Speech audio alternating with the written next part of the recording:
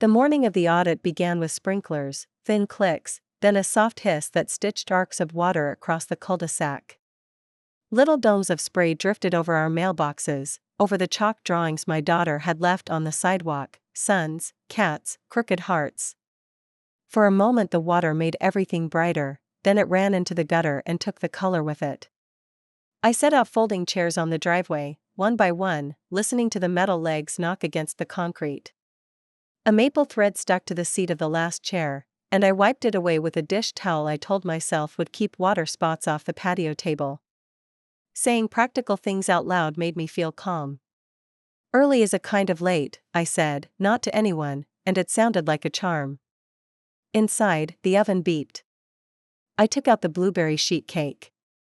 Blue like ink where the berries had burst. The parchment curled up at the corners. The kitchen smelled like Saturdays at my grandmother's place, which was what I was going for. The notice had said, "Bring something homemade if possible." It didn't say why. It didn't have to. Milo came in with his hair half-combed and his shirt buttoned wrong, one off at the bottom, tugging the hem sideways. "Fix," I said, soft. He grinned and stood tall, arms out, a small prince waiting for a crown. I fixed the buttons, smoothed his hair with damp hands. "Will there be balloons?" he asked. "Probably." "Games?" "Probably that too." "What time is the audit?" He said the word like it was the name of a ride. "Gather at 10. Remarks at 11. Audit window opens at noon. Raffle at 2. I checked my phone. 9:41, he nodded like he understood how clocks worked for lives. He knelt by the door to fight his sneaker laces and hummed a tune he'd invented. He hummed when he was excited and when he was scared. It was the same sound both times. Our street had a name that sounded like a promise. Sunflower Court. When we moved in, the name made me laugh. There were no sunflowers. Just patchy grass, a few ornamental trees, an HOA rule about no edible gardens in front yards. We were encouraged to plant uniformly. We were encouraged to power wash once a spring. We were encouraged to report the unusual for everyone's peace of mind. The audit had been announced at New Year's. The email wore confetti. Civic Harmony, Neighborhood Wellness Audit. Together we thrive. There was a date, a checklist, and the phrase civic compliance tucked into the paragraphs like a nail in a cake. Around the block, folks made soft jokes, as if they were bubbles and not stones. "Here comes big friendly government," Raj from number 12 said. "Let's hope they think my lawns with intolerance," said Mrs. Lloyd, with a smile that didn't fit her eyes. It wasn't about lawns anymore. Not really. Civic Harmony meant the new app, phone surveys, push polls, and a little green bar that filled when you did something good. Gentle buzzes when you answered the quarterly quiz. Would you report a neighbor driving with a cracked windshield? Certificates for your window, vaccines up to date, taxes filed, property fees current, community hours logged, 2 hours a month, or pay the fine. The app did the voice of kindness very well. You could ignore it, people said. It was your right. But then you missed the text about the water main. You missed coupons for the farmer's market, discounts at the school supply store. You missed the notice about the audit. "Don't worry," the email said, and again at the bottom, "Don't worry." In March, we had a community meeting in the basketball hall. The hoop slept high up near the lights. A committee formed. We were asked to wear name tags on audit day. Bring one sweet and one savory dish. Be open to interviews in a spirit of cooperation. It's not about any one person, the chair said. He wore a polo with a tiny embroidered flag. It's about all of us, together. By 10, the cul-de-sac was full of tables and camp chairs, coolers, the sound of lids opening and closing. I carried out the sheet cake and set it near a tray of deviled eggs that had more paprika than sense. Someone had built a pyramid of mini water bottles and stuck a sign into it, "Hydrate for Harmony." Naomi from number 3 drifted to my table. She had a kind voice and a frown she didn't mean to wear. Her boy, Owen, was in Milo's class. You brought the famous cake, she said. She touched the pan with one finger, as if it could burn her. Smells like summer. I hope they think so, I said, and we both heard the small confession inside that sentence. The cake wasn't a cake, it was a statement. Do you see the booth? Naomi pointed with her chin. At the mouth of the court, near the storm drain that always clogged, a white pop-up tent glowed like a clean tooth. A vinyl banner, Civic Harmony, Audit desk. 2 women sat behind a folding table with tablets in pale blue rubber cases. Same gray caps. Same gray shirts. Same rounded smiles. They looked like flight attendants for a small airline, experts at saying hello and goodbye. Neighbors? The committee chair called, clapping as if the word applauded itself. Neighbors? The music dipped. The sprinklers on the far lawns clicked off in a line. We're so grateful for your presence, he said into a portable speaker. Today is a celebration. A confirmation. We're demonstrating our wellness, our compliance, our commitment to one another. Our partners from Civic Harmony are here to help. They're real pros. Polite applause, dutiful as a salute. The gray caps waved a little. A tablet chimed in one of their hands, and they smiled down at it like it had told a joke. At 11, remarks, the chair said, and clarifications. At noon, the audit window opens. You'll have opportunities to participate all day. He winked toward the tables. Don't forget the raffle at 2. Raffle, a clean kind of luck. The cheer for raffle was real. Kids ran between chairs and legs, negotiating a rubber ball, failing, trying again. Face painting began near the sidewalk. Milo picked a lightning bolt. The brush was cool on his cheek. He held very still, solemn, as if someone were writing his name on him. Wow, I said. You look fast. He made a sound like electricity. He and Owen dropped to the sidewalk and began a new universe of suns. At the desk, the gray cap started calling people in 2s and 3s. The printer whirred out paper certificates that curled with heat. People pinned them to shirts, slid them into name tag sleeves. The line moved, the way polite lines do, with tiny forward surges and soft sways. At 11, the chair thanked us again.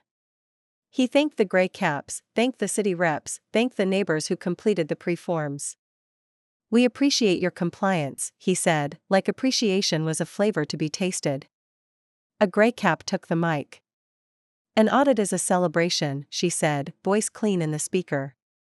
We'll ask some questions, no tricks, and invite your engagement through the app. You'll see live polls. Push notifications as opportunities arise. Her smile grew a millimeter. We'll also observe how you respond, as a community, to a small, controlled stressor. It's part of our standard model. The best communities don't avoid stress, they respond together. She led together rest in the air like fruit on a white plate. Questions? She asked, and hands rose like grass after rain. The chair jogged to the edges, deflecting.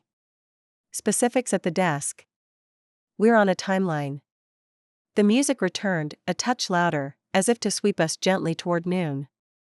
Controlled stressor, Naomi said, trying the words in her mouth. What's that mean? It means we'll be good at it, I said, and hoped the sentence could make itself true. At noon, everyone felt it, the same soft buzz from pockets and purses. Heads tilted down. It looked like prayer. Welcome to Audit Day. The push said. Check in for your community wellness pin and complete your first micro-task to earn points toward the raffle. We lined up. +5 points for attendance. +3 for bringing a dish. +2 for wearing a name tag. +1 for smiling at a neighbor, optional selfie. Bing. Bing. Bing. The green bar filled like a good dream. Live poll, how safe do you feel on Sunflower Court? Sliders, colors, a public average ticking higher. A cheer when it reached 90. Phones held up proudly, each to each, like mirrors. Live check, Know your neighbors. Type first names of 3 households. Whispering, peeks at mailboxes, giggles over spellings. Soft little competitions you could win without shame. At 12:17, a different tone. Lower. A throat clearing. Stressor, one member of the community has fallen below the wellness threshold. Please proceed with remediation A or B. Voting window, 8 minutes. 2 buttons. 2 kinds of kindness. A. Temporary isolation protocol, tip. 72 hours. Pause non-essential contact. Limit resource sharing. Leave notices of concern. Avoid eye contact, do not escalate. B. Permanent transfer recommendation, PTR. Indefinite. Recommend subject relocate to a community with appropriate support. Engage in coordinated cool shoulder. Deny small favors, tools, rides, sugar. Withdraw digital endorsements. Maintain safety through distance. Jesus, Naomi whispered. She looked at me, then away, like looking had become a choice. Do we get a name? Mrs. Lloyd called, too bright. It helps to know who. The gray cap smiled in a way that meant nothing and everything. We're observing. You're doing great. The app didn't give names. It said a member, the same way you might say a tooth or a finger. 8 minutes, the chair reminded us, clapping 3 times. Participation is voluntary but appreciated. The vote needle shivered, tilting back and forth. Conversations lowered. Children asked for more cupcakes. Someone laughed, and the laugh felt like it belonged somewhere else. I didn't vote. My thumb hovered. My sheet cake wasn't a shield. The white tent breathed. The utility lines hummed the same thin note they always did on hot days. Mom? Milo tugged. Another cupcake? Please, I answered, and I'm not sure which question I thought I was answering. The needle drifted toward B. It reached it gently, as if it had always been on its way. Permanent transfer recommendation adopted, the app said with festive check marks. Thank you for keeping your community safe. We waited, because waiting is part of obedience. We ate chips that tasted like salt and rubber bands. We stacked paper plates like we were building a tower for a quiet god. The kids invented a game where the lightning bolt chased the butterfly and lost, then won, then lost again. Then Naomi's hand took my arm, hard enough to make a mark that lasted till night. Look, she said, not loud. The word you use when a child is almost in the street. A utility pole at the end of the court lit up. Not fire. Not lamps. A thin ribbon of light wound inside the wood and glowed outward. The ribbon climbed to the crossbar, then along the wire to the next pole, which lit too, then the next, the next. In seconds the court was circled by a soft collar of light, a necklace closing. Phones buzzed. For safety, the app said. Please remain within the illuminated zone until observation concludes. Like a fair, someone said. Like a fence, someone else said. Small things began to shift. Mr. Green from number 7 always had mints for kids. Milo waved at him. Mr. Green looked straight past him and studied the birch tree like a student. Naomi went to pour coffee. When she reached for sugar, the bowl slid an inch. She reached again, and the bowl slid again. Then someone picked it up and drifted away with it. Naomi stood with her hand hanging in the air, a line from a scene no one wanted anymore. She didn't cry. She drank the coffee black. The gray caps watched, eyes soft as old teeth in a glass. We saw it in pieces, because that is how seeing often works. The boy from number 9 came to the table with cupcakes. He wore a chain over a white t-shirt and new shoes so wide they looked borrowed. His little sister read the frosting labels like spells. He stood behind her, umbrella tall, polite. They reached for cupcakes. The woman at the table, her smile bright and stitched, moved the tray the smallest bit. The boy stepped forward. The tray drifted again, slow as tide. He lowered his hand. His sister looked up with 1,000 small questions. The woman straightened the hydrate for harmony sign and complimented a stranger's hat. My phone buzzed. Observation stage 1, cool shoulder engaged. You are doing wonderfully. He tried napkins, the stack moved. He tried a folding chair, it was occupied by air. He asked where the bathroom was, a hand waved toward the idea of distance. It can't be a kid, Naomi said. It's not about kids. It's about households, the chair said, appearing like a new shadow. Please continue to enjoy the day. We saw the mother when she returned from the white tent. She held a paper, folded twice. She folded it again and then forgot to. She was small, in an old race t-shirt from a rainy year. Her hair had escaped its tie. She walked with a careful purpose, like someone carrying a glass filled to the rim. She stepped into a cluster, Mrs. Lloyd, Raj, the drone hobbyist, and the circle turned just enough so the gap wasn't where she stood. She spoke, the words blew away. A gray cap arrived with a tablet. The mother nodded, frowned, nodded again, looked up at the lit ring around the court. For safety, the app said to everyone, even the people who had turned off notifications. Please maintain respectful distance.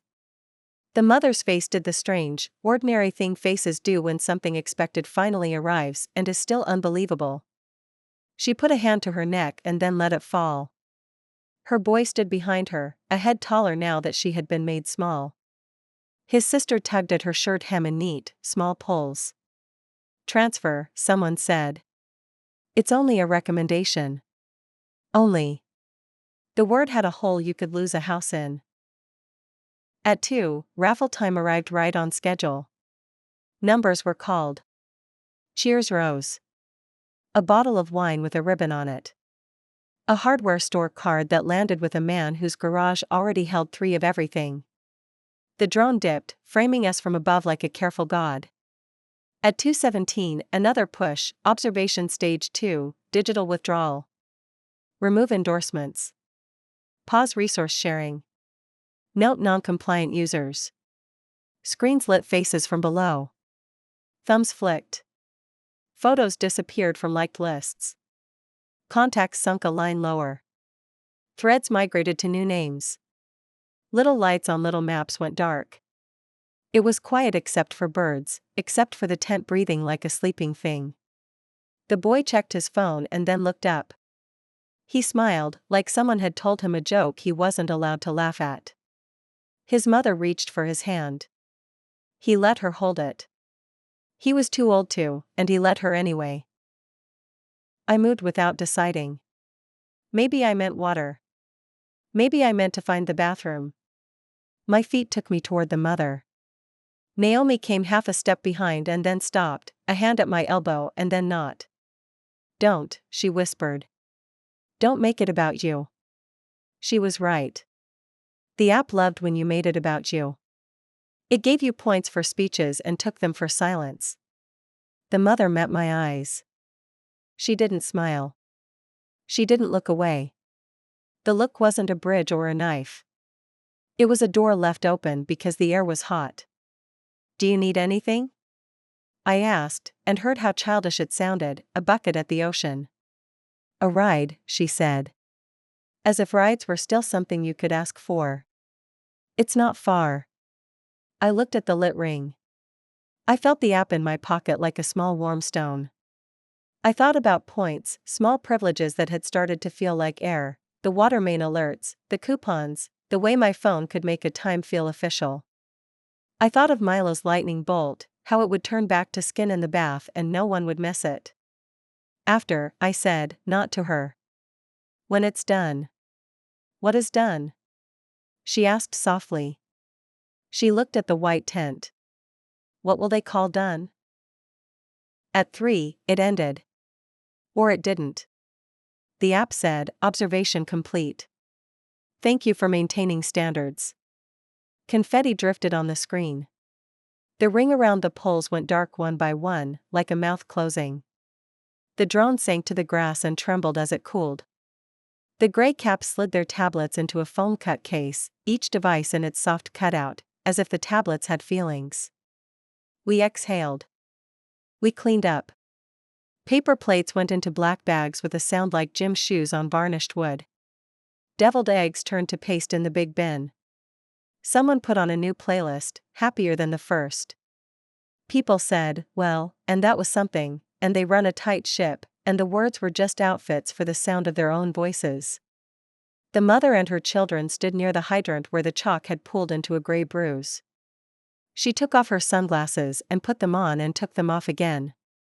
The boy kept his hands in his pockets like pockets had saved him once. The little girl had a paper butterfly now. She'd cut it herself. The old paint had peeled away. A gray cap passed us with the tablet case. Great participation, she said. You should be proud. Of what? I asked before I remembered Pride had a button on the app. Of how well you followed instructions, she said. Her smile fit her face like those foam cutouts. We went home. That was what there was to do. The sprinklers clicked on again because the timer didn't know anything. Water turned gold for a minute in the low sun, then ran down and found the storm drain that always clogged.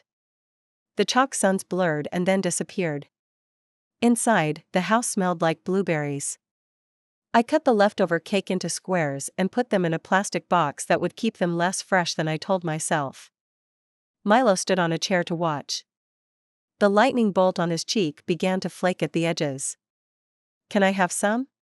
He asked. Real food first. What's real? Not cake. He laughed and then stopped because he thought maybe I didn't mean it as a joke. I put my hand on his head. It felt different than last year, like hills do when you learn them. Outside, a car door shut. A voice said a name. Then again, Kinder. Wheels turned slowly. A turn signal ticked. Then nothing. That night I lay on my covers and watched where the street lamp made a circle on the ceiling. My phone lit the nightstand. Congratulations, Sunflower Court. The last push said. Your wellness score has improved by 12 points. Your decisive action demonstrates your commitment to harmony. Certificates will be mailed. A special badge is available in your profile. I closed my eyes and still saw confetti.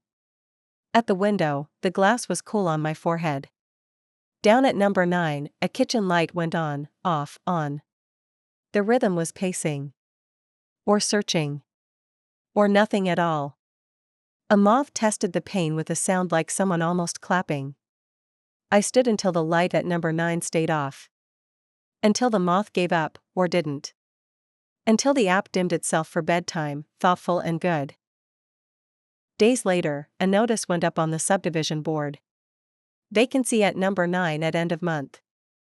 Applications through the app. Welcome, new neighbors. A little picture of a house with a door painted red, too red, like a mouth. We took pictures of the notice and sent them to each other with question marks, emojis that meant everything and nothing. A truck came to number 9. Boxes went inside. Boxes came back out.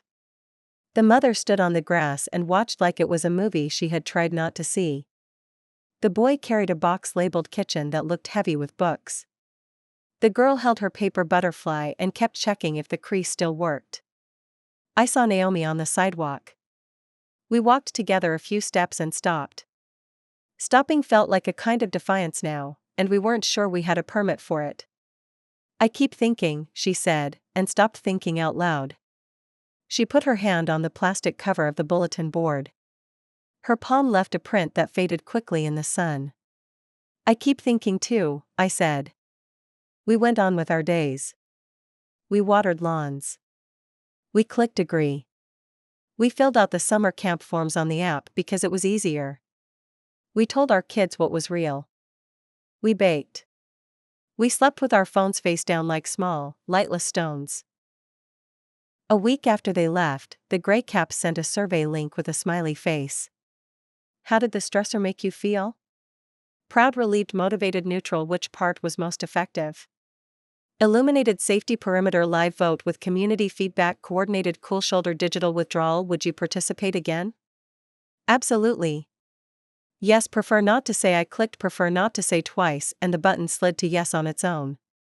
The app apologized for a minor UI hiccup and gave me 2 points for feedback. At the grocery store, there was a new aisle end cap, neighborhood wellness picks. 12 packs of mini water bottles. Single-serve deviled egg kits. Blueberry cake mix. On sale, said the clerk, scanning. The light turned green and the register made the same pleasant bing as the app. Everything agreed. I saw the boy from number 9 once, after. Not at our court, across town, near the old bus depot. He had on the same chain and different shoes, scuffed. He was walking with a woman who might have been his mother or might not. Their arms swung in a way that was almost together and not. I almost called his name. But I didn't know it, not his real one. Only the username from the directory that I wasn't sure I should still know.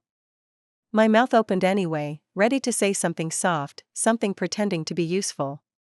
He looked up and caught me looking. He didn't smile. He didn't frown. He did the same door open look his mother had given me once. Then he turned and the bus sighed and the moment folded itself into a pocket where I couldn't reach it. Sometimes, on a warm evening, I stand at the end of our driveway where the concrete meets the street and look up at the utility lines. If the wind is right, there's a sound, high and steady, everywhere and nowhere. The note a tuning fork makes inside a wall. Milo rides his bike in circles, the bell a small bright punctuation. Naomi waves from her porch. Raj walks a dog that isn't his while the neighbor is out of town. Mrs. Lloyd puts a sign in her yard about an open house and then takes it away and then puts it out again. We are ordinary. We are fine. We have learned the rules so well we don't need to say them out loud anymore. On the app, a new badge appears, Audit Champion. It has a ring around it that lights up when I tilt the phone. It looks familiar. I press and hold to rearrange my badges. I drag Audit Champion to the end of the row and let it drop. The haptic tap is gentle.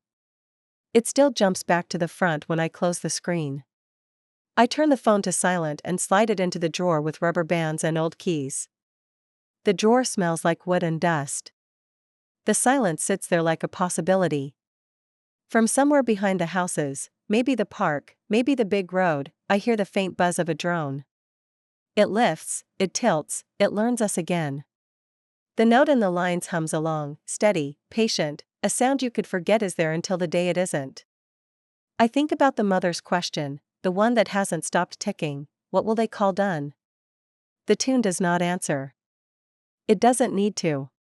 It just holds, thin and bright, like a circle drawn on the air.